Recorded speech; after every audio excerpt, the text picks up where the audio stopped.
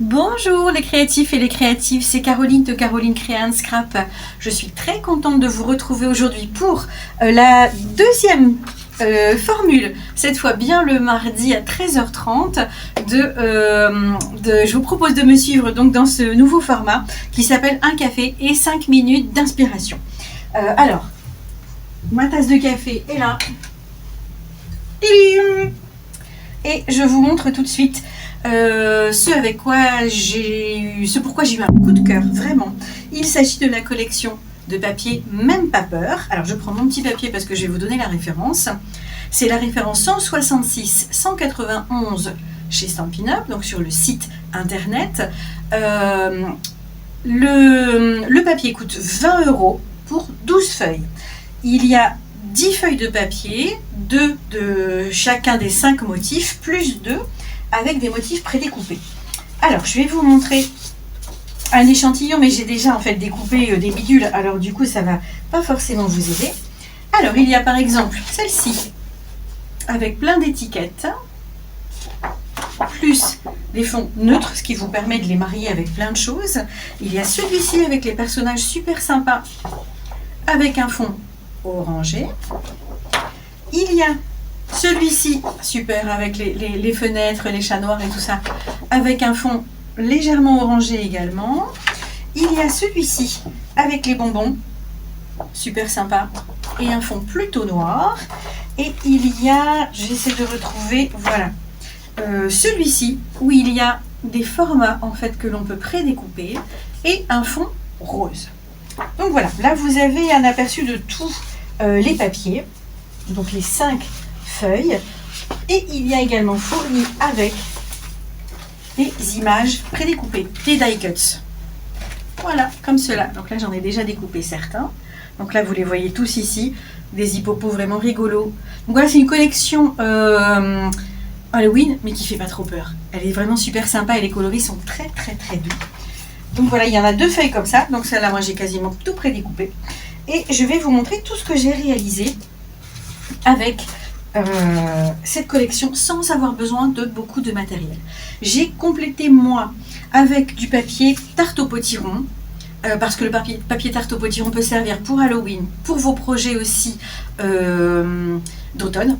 Donc voilà, on s'en sert vraiment très pratique. Mais ce papier, donc Même pas peur, se coordonne aussi au noir nu, pétunia pétuniant, pétunia pétillant, pardon, grenouille guillerette ou narcisse délice. Et bien sûr avec du blanc.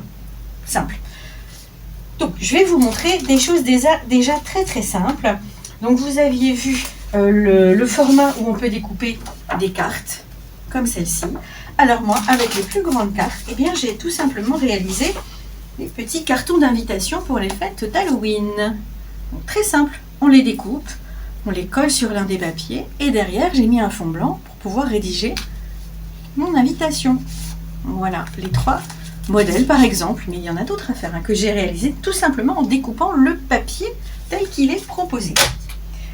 Avec le format où il y a, toujours sur celle-ci, mais avec du papier en fait, voilà, plus, je dirais plus étroit.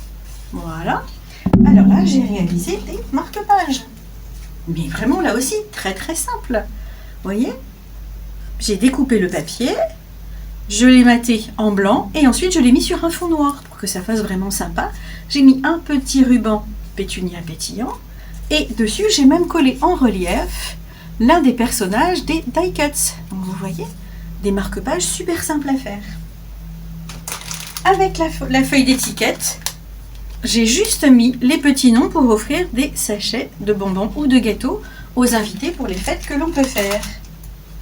Un petit peu plus élaboré, mais vraiment toujours très sympa, la boîte, petite boîte à pizza, que là j'ai formée avec une grande feuille tarte au potiron.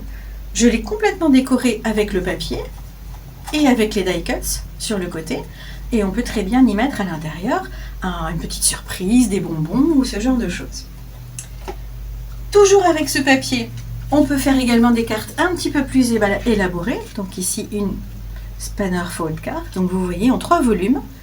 L'un où j'ai collé les petits personnages dessus, l'autre où il y a, on me voit à travers, où il y a le fond, voilà, avec la petite maison qui fait un fond super sympa, Et on soulève, et là on peut écrire son petit mot, et j'ai collé également des petits personnages.